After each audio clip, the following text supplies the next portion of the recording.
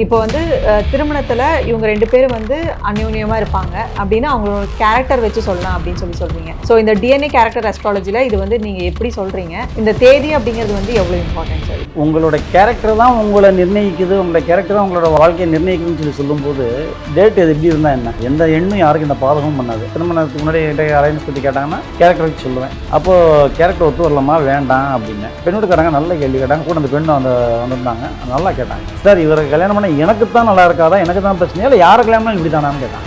இதில் டாமினேட்டிவ் கேரக்டர்னு இருக்கிறத விட ஆளுமை யாருக்கு அதிகமாக இருக்கும். அந்த ஆளுமையை எப்படி நீங்கள் ஃபேஸ் பண்ணலாம், எப்படி நீங்கள் சப்போர்ட் பண்ணலாம், பாசிட்டிவாக திங்க் பண்ணி பாருங்க. இந்த டிஎன்ஏ கேரக்டர் அஸ்ட்ராலஜிங்கிறது வந்து 100% அவங்க யாருங்கிறத காட்டும், அவங்களோட பிஹேவியர்ஸை காட்டும், எப்படி எந்த சுச்சுவேஷன் எப்படி ஹேண்டில் பண்ணுவாங்கிறத காட்டும். அதை வச்சு தான் பிரச்சனையும் வருது. நம்ம எக்ஸ்பெக்டேஷன் என்ன அப்படின்ட்டு இவங்களோட ஆக்ஷன் தானே காட்டுது.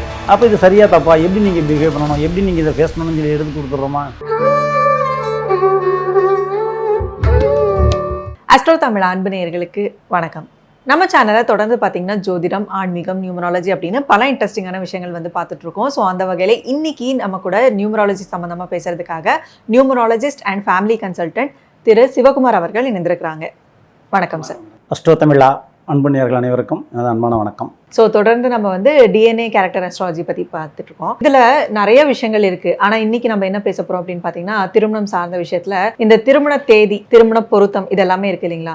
என்னதான் நம்ம வந்து பார்த்து ஒரு கல்யாணம் பண்ணாலுமே கல்யாணத்துக்கு அப்புறம் வரக்கூடிய பிரச்சனைகள் ஒரு சின்ன விஷயமா இருக்கும். அதை வந்து பூதாகாரமாக விடிச்சு அது டிவோர்ஸ் வரைக்குமே போகுது. ஆனால் இப்போ வந்து திருமணத்தில் இவங்க 2 பேரும் வந்து அந்யோன்யமாக இருப்பாங்க அப்படின்னா அவங்களோட கேரக்டர் வச்சு சொல்லலாம் அப்படின்னு சொல்கிறீங்க. ஸோ இந்த டிஎன்ஏ கேரக்டர் அஸ்ட்ராலஜியில் இது வந்து நீங்கள் எப்படி சொல்கிறீங்க? இந்த தேதி அப்படிங்கிறது வந்து எவ்வளவு இம்பார்ட்டன்ட் சார்? திருமண தேதியை வைத்து நிறைய பேர் சொல்றாங்க டோட்டல் 8 வருது, டோட்டல் 5 வருதுன்னா சொல்லுவாங்க. எனக்கு அதில் பெரிய உடன்பாடு இல்லை. ஏன் அப்படின்னா உங்களோட கேரக்டர் தான் உங்களை நிர்ணயிக்குது, உங்களோட கேரக்டர் தான் உங்களோட வாழ்க்கையை நிர்ணயிக்குதுன்னு சொல்லும்போது டேட் இது எப்படி இருந்தால் என்ன, எந்த எண்ணும் யாருக்கு இந்த பாதகமும் பண்ணாது. ஆனால் நமக்கு மேட்சாகமா தான் பார்க்கணும், அவ்வளோதான். ஆனால் இதே 8ஆம் தேதி பிறந்து 8ஆம் தேதி டோட்டல் 8 வர்ற அன்னைக்கு கல்யாணமான குடும்ப நண்பர்களும் எனக்கு தெரியும், நல்லா இருக்காங்க, இன்னைக்கு வரைக்கும் நல்லா இருக்காங்க. ஏறத்தாழ 25 வருஷமாக எனக்கு தெரியும். திருமண தேதி டோட்டல் 8 தான், டோட்டல் 5 உள்ளவங்களும் இருக்காங்க, 5ஆம் தேதி கல்யாணமானவங்களும் இருக்காங்க, நல்லா தான் இருக்காங்க எனக்கு தெரிஞ்சு. அப்படி இன்னும் பதிப்பில் நான் பார்க்கலன்னா என்ன அப்படின்னா உங்கள் கேரக்டர் நல்லா இருக்குது. உங்கள் கேரக்டரை பொறுத்து தான் முடிவே ஒழிய திருமண தேதி சரியாக மட்டும் சரியாயிருமா எல்லாமே அப்படிலாம் கிடையாது. இப்போ உதாரணத்துக்கு சொன்னால் ஒரு சந்தேகப்படும் கணவர் நடத்தையில் அவர் சரியில்லைன்னு வச்சுக்குவோம். அப்போ அந்த பெண்ணை சந்தேகப்பட்டுட்டு செஞ்சுட்டு டார்ச்சர் பண்ணிட்டு இவர் தண்ணி அடிச்சுட்டு செஞ்சுட்டு ஒரு மாதிரியா தெரிஞ்சாரு அப்படின்னா திருமண தேதியா பிரச்சனை? இவருடைய கேரக்டருக்கு பிரச்சனையா இருக்கிறதுக்கு அடுத்தவங்களை நம்ம எப்படி குறை சொல்றது இல்லையா? இல்லை இந்த பெண் வந்து கொஞ்சம் தூக்கி எறிஞ்சு பேசியிருக்கலாம், இல்லை என்னோட ஆளுமை தெரியுமா, பெண் அடிமையாங்கிற இதில் ஏதாவது பேசியிருக்கலாம், அது அவருக்கு பிடிக்காம இருந்திருக்கலாம். இதில் போய் திருமண தேதி சொல்லி நம்ம பேச முடியுமா? யாரை கல்யாணம் இப்படி தான் இருக்க போகிறாங்க. ஒரு நல்ல உதாரணம் இது ஞாபகம் வருது. ஒரு கிளைண்ட் எனக்கு என்கிட்ட வந்துட்டு கேட்குறாங்க, 2 பேருக்கும் கேரக்டர் ஒத்து இல்லாமா, வேறு அலையன்ஸ் பாருங்களேன். திருமணத்துக்கு முன்னாடி என்கிட்ட அலையன்ஸ் பற்றி கேட்டாங்கன்னா கேரக்டர் வச்சு சொல்லுவேன். இந்த கேரக்டர் ஒத்து போகும், கல்யாணம் பண்ணலாம், பார்த்துக்கங்கன்னு சொல்லுவேன் நான். அப்போது கேரக்டர் ஒத்து வரலாமா வேண்டாம் அப்படின்னு பெண்ணோடுக்காரங்க நல்ல கேள்வி கேட்டாங்க. கூட அந்த பெண்ணு வந்திருந்தாங்க, நல்லா கேட்டாங்க. சார் இவரை கல்யாணம் பண்ண எனக்கு தான் நல்லா இருக்காதா, எனக்கு தான் பிரச்சனையா, இல்லை யாரை கல்யாணம் இப்படி தானான்னு கேட்டாங்க. அப்போ நான் தெளிவாக சொன்னேன், உங்கள் கேரக்டர் இது, அவங்க கேரக்டர் இது, ஒத்து வருமானு கேட்டேன். ஒத்து வரா சார் நாங்கள் இதை தான் நான் சொன்னேன். உங்களுக்கு தான் உங்களுக்கு ஒத்து வராது, அவங்களுக்கு ஒத்து வர கேரக்டர் ஒன்று இருக்கும்ல, அவங்க வந்து அவரோட லைஃப் நல்லாயிருக்கும். உங்கள் கேரக்டர் இப்படி இருக்கும்போது அவரோட கேரக்டருக்கு ஒத்து வராது. நீங்களே ஒரு நாளைக்கு வேணாம் தூக்கி போகிற ஸ்டேஜ் வரும். அப்போ ஏன் கஷ்டப்பட போகிறீங்க, வேற லைன்ஸ் பாருங்க அப்படின்னு. அப்போ ஒருத்தவங்களோட கேரக்டர் யூனிக் கேரக்டர். ஒரு குறிப்பிட்ட டேட் ஆஃப் பர்த் நேமுக்கு வந்து இருக்கிற கேரக்டர் எல்லாருக்கும் அப்படி தான் இருக்கணும், அப்படி கிடையாது. ஒவ்வொருத்தவங்களுக்கும் உங்களுக்கு ஒரு கேரக்டர் இருக்கும், எனக்கு ஒரு கேரக்டர் இருக்கும், நான் உங்கள் ஃப்ரெண்ட்ஸுக்கு என்னோடய ஃப்ரெண்ட்ஸு வீட்டில் எல்லாருக்குமே ஒவ்வொருத்தங்களுக்கும் ஒவ்வொரு கேரக்டர், எல்லாருக்குமே யூனிக் கேரக்டர்ஸ், யாருக்குமே எல்லாம் ஒரே மாதிரி இருக்காது. அப்போ அந்த யூனிக் கேரக்டர் வந்து இன்னொரு கேரக்டரோட எப்படி மேட்ச் ஆகுது, ஒத்து வருமா ஒத்து வராதா, எங்கே பிரச்சனை வரும், அதை புரிஞ்சுக்கணும். நான் அதை தான் எடுத்து சொல்லுவேன் நான்.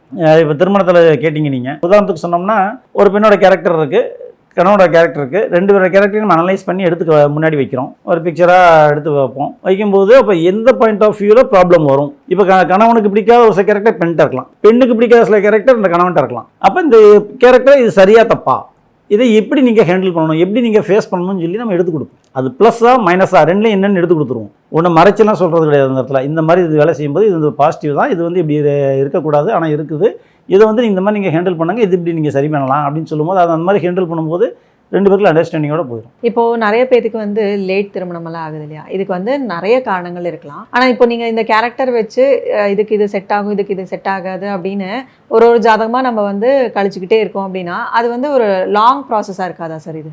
நான் நிறைய இதில் பேசியிருக்கேன். என்ன அப்படின்னா, தாமத திருமணமாக சந்தோஷப்படுங்கன்னு சொல்லுவேன். காரணம் என்னன்னா, ஏதோ புண்ணியம் பண்ணியிருக்காங்க, அதனால தாமத திருமணம் தான் ஆகிக்கிட்டு இருக்கு. சிலர் என்ன செய்வாங்கன்னா, நான் இந்த தெரிஞ்ச ஜோஷியர் அந்த அவருக்கு அவங்களுக்கு பார்த்தாங்க, அவர் பார்த்து பொருத்தம் பார்த்து கொடுத்தா இப்போ கல்யாணமே நல்லா இருக்காங்கல்ல, இப்போ அவர் ஓகேன்ட்டாரும்பாங்க. இன்னொரு ஜோஷியத்தை கொடுத்தா அவர் கொஞ்சம் லேட்டாக கல்யாணம் பண்ணுங்க சொல்லியிருப்பாரு. ஆனால் இதே இன்னொரு ஜாதத்தை கொண்டு போய் கொடுக்கும்போது எல்லா பொருத்தம் இருக்கும் மாதிரி சொல்லிடுவார். அப்போ கல்யாணம் பண்ணிடுவாங்க. நாளைக்கு பிரச்சனைன்னு வரும்போது அப்போ என்ன செய்ய, யார் கஷ்டப்படுறது? அந்த பெண்ணோட அந்த கணவனோட வீட்டுக்காரங்களும் அவங்க 2 பேரும் தான். தாமத திருமணம் ஆகுதா, லேட் ஆகுதா, சந்தோஷப்படுங்க, ஏதோ புண்ணியம் பண்ணியிருக்கீங்க, தள்ளி போகுது. தாமத திருமணம் பண்ணுறதுனால அவங்க லைஃப் நல்லாயிருக்கும், பின்னாடி நல்லாயிருக்கும். இல்லை அப்படின்னா தவறுதலாக யாரோ ஒருத்தவங்க சொன்னாங்கன்னு சொல்லிட்டு தவறுதலாக கல்யாணம் பண்ணிட்டாங்க அப்படின்னா கஷ்டப்பட போகிறது இவங்க தான். நாளைக்கு டிவோர்ஸ்னு வரலாம், இல்லை குழந்தை பாக்கியம் இல்லாமல் அதுக்கு ட்ரீட்மெண்ட் எடுத்துகிட்டு கஷ்டப்படலாம், இதில் ஏதோ மன வருத்தத்தோடையே காலத்தை ஓட்டலாம். இந்த மாதிரிலாம் இருக்கும். தாமத திருமணம்ங்கிறது வந்து உண்மையிலேயே சந்தோஷப்பட வேண்டிய விஷயம். புண்ணியம் பண்ணியிருக்காங்க, அதனால் தாமத திருமணம் ஆகுது. அதே மாதிரி குழந்தை பாக்கியமும் அப்படி தான். சிலருக்கு லேட்டாக குழந்தை பிறக்கலாம். குழந்தையில பார்க்குறவங்க யாரும் கேட்கலாம், கஷ்டப்பட போகிறது இவங்க தானே.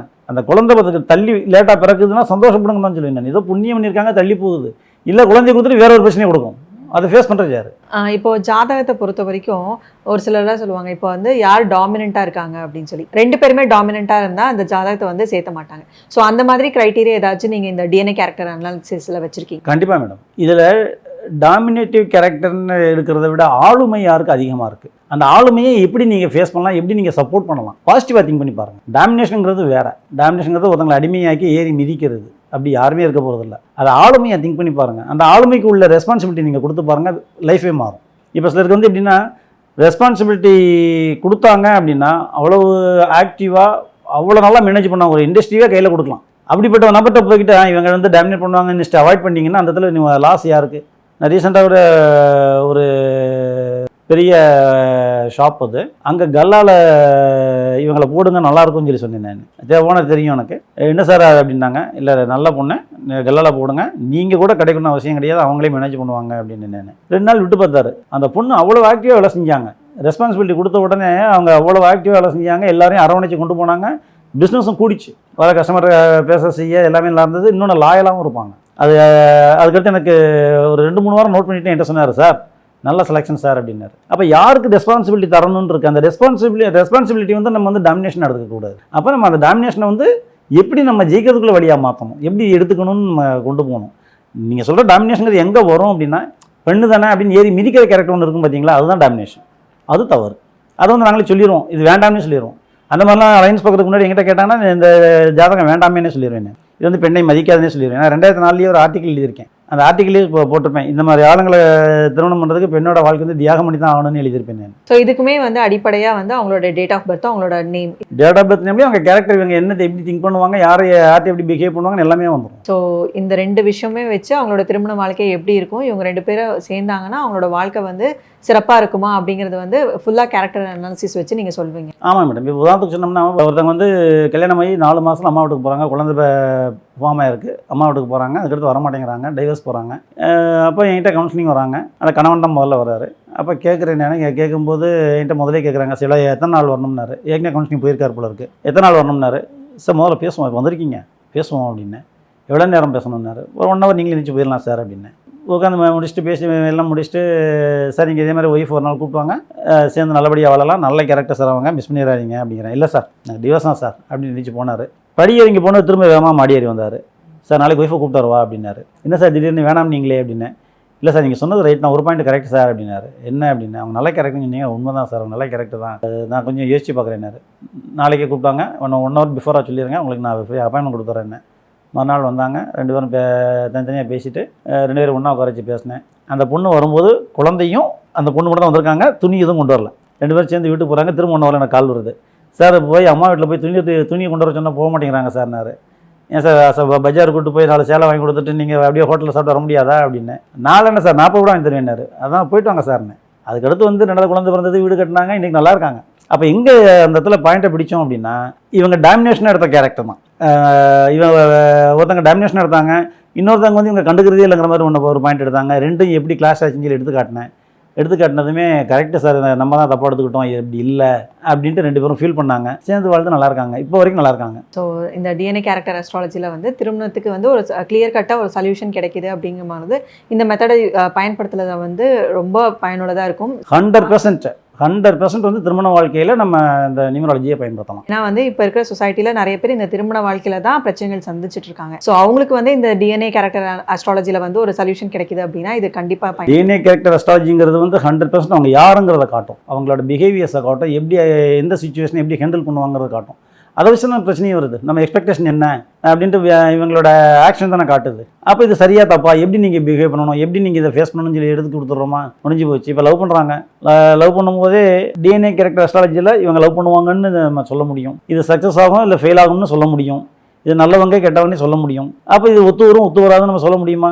இப்போ ரீசெண்டாக நடந்த ஒரு இன்சிடென்ட்டு, லவ் பண்ணுற அந்த பொண்ணு எனக்கு என்னோட கிளைண்ட் ஒருத்தவங்க சொல்லி கால் பண்ணாங்க, அம்மா கொஞ்சம் கவனமாக இருங்க, நீங்கள் லவ் பண்ணுற அந்த பையன் வந்து திருமணம் பண்ண முடியாது, இன்னொன்று உங்கள் வீட்டில் ஒத்துக்க மாட்டாங்க, நீங்கள் இந்த லவ் ஃபெயில் ஆச்சுன்னா நீங்கள் டெப்ரெஷனுக்கு போயிடுவீங்க, கொஞ்சம் கேர்ஃபுல்லாக இருங்க, இப்போ இருந்தே உங்களை நீங்கள் தயார்படுத்திக்கிட்டு இப்போ கேர்ஃபுல்லாக இருங்கன்னு சொல்லி சொன்னேன். நான் வேறு யாரோ ஒருத்தவங்க சொல்லி உங்கள் வீட்டில் ஒத்துக்குருவாங்க, மூவ் பண்ணுங்கன்ட்டாங்க. அவங்க வீட்டில் சொல்லி பெரிய பஞ்சாயத்தாகி பிரச்சனையாகி அந்த பொண்ணுக்கு டெப்ரெஷன் வந்து திரும்ப டெப்ரெஷன் என்கிட்ட தான் வந்தாங்க, ட்ரீட்மெண்ட்டுக்கு வந்தாங்க. ஒன்றும் இல்லை, கவுன்சிலிங், ஒரே கவுன்சிலிங் தான். கவுன்சிலிங்கில் என்ன செஞ்சேன், ஒரே சிட்டிங்லேயே ஒன்றில் இந்த மாதிரிலாம் நீங்கள் பிஹேவ் பண்ணியிருப்பீங்க, இது சார் இதனால் சரி தப்புன்னு சொல்லி எடுத்துக்காட்டினேன். ஆமாம் சார், நான் தான் தப்பு பண்ணிட்டேன் அப்படின்னாங்க. இதுக்கு நீங்கள் எல்லாம் கஷ்டப்படணுமா, டிப்ரெஷனில் போய் சிரமம் பண்ணுமான்னு கேட்டேன். இல்லை சார், இப்போ என்ன பண்ணலான்னாங்க, 2 ஸ்டெப் இந்த மாதிரி மட்டும் நீங்கள் செய்யுங்க, 2 நாள் அவங்க சரியாக போயிடும்னே. சரியாக அவங்க கூட ஒர்க்குக்கு போக ஆரம்பிச்சிட்டாங்க. அதுக்கடுத்து இவளுக்கு நல்ல படிப்பறிவுள்ள பெண், அது நல்ல பெண், நல்ல படிப்பறிவு இருக்குது. ஏதோ ஒரு மோகத்தில் லவ் பண்ணாங்க. ஆனால் மேட்ச் ஆகாதுன்னு தான் சொன்னேன். மேட்ச் ஆகாது, அவசரப்பட்டு வீட்டில் சொல்லிடுவேன்னா இவங்க வீட்டில் ஒத்துக்க மாட்டாங்கன்னே சொன்னேன். யார் வீட்டில் ஒத்துக்க மாட்டாங்க, ஓடி போனால் தான் கல்யாணம் பண்ணலாம் இருக்குது. அதெல்லாம் தவறு. பார்த்து வளர்த்தவங்களுக்கு தெரியாதா? இல்லை இன்னொன்று எது சரி தப்புன்னு அனலைஸ் பண்ண தெரியாது. லவ் பண்ணும்போது எது சரி தப்புன்னு அனலைஸ் பண்ண தெரியாது. தப்பு பூரா சரின்னு தோணும், எடுத்து சொன்னால் தெரியாது, ஏற்றுக்க மாட்டாங்க. அது நம்ம இந்த டிஎன்ஏ கேரக்டர் அஸ்ட்ராலஜியில் வந்து நம்ம அனலைஸ் பண்ணி கொடுக்கலாம். இந்த கேரக்டர் ஒத்து வராது, பண்ணலாம் வேண்டாம்னே ஜட்ஜ்மெண்ட்டே கொடுக்கலாம் நம்ம. ஸோ இந்த பதிவு வந்து நம்ம நேயர்களுக்கு ரொம்பவே யூஸ்ஃபுல்லாக இருக்கும். ஏன்னா இப்போ திருமணம் சார்ந்த விஷயங்களில் நிறைய பேர் பிரச்சனைகளை சந்திக்கிறாங்க. ஸோ அவங்களுக்கெல்லாம் இந்த கேரக்டர் அனாலிசிஸ் மூலியமா ஒரு தீர்வு காணலாம் அப்படின்னு ஒரு நம்பிக்கையாக ஒன்று சொல்லியிருக்கீங்க. ஸோ நம்ம நேயர்கள் வந்து இதை ரொம்பவே யூஸ் பண்ணிப்பாங்க அப்படின்னு சொல்லி நம்புகிறோம் சார். ஸோ தொடர்ந்து இந்த டிஎன்ஏ கேரக்டர் அஸ்ட்ராலஜி பற்றி நிறைய விஷயங்கள் அடுத்தடுத்த பதிவுகளில் வந்து பேசலாம் சார். அது வரைக்கும் நன்றி. நன்றி மேடம்.